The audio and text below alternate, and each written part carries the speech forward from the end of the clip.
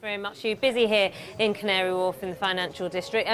Keen eyes on the budget today, mainly looking for a realistic and sensible budget. Those are the two words that many people have told me they wanted to hear and wanted to see from Alistair Darling. Well, I can speak with Michelle Yu. She's a fellow in economics at Oxford University. Linda, sorry. We spoke about the budget deficit having to be halved over 4 years. Alistair Darling has committed to that. Is that good news?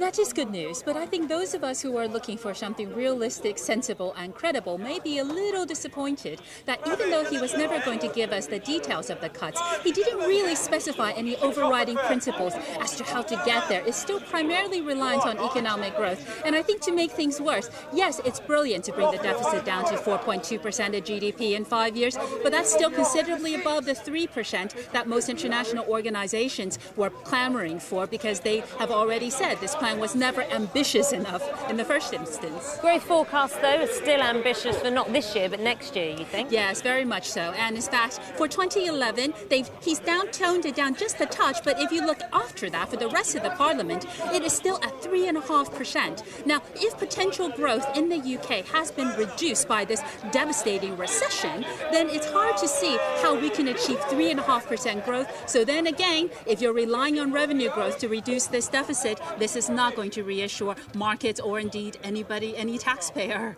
Linda, thanks very much. And we can also get a view on the banking sector. Alistair Darling spent a fair amount of his speech at the beginning, at least talking about the banking sector and, of course, that windfall tax. Well, Ralph Silver is an independent banking analyst. Ralph, what did you make of Alistair Darling's comments when it came to that windfall tax? Well, I think, first of all, he really has attacked the banks, and it's a very wise thing to do because everybody's against the banks right now. Over 15 minutes of his speech were dedicated to the banks. But what he also indicated is that we got more money from the windfall tax than we expected, which means the banks actually paid more bonuses than we expected, which means that they really didn't get what we really wanted out of the whole windfall tax.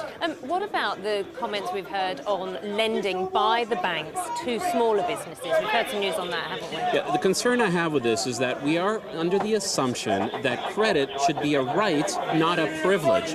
Organizations believe they have the right to get credit even if they don't have the ability to pay it back.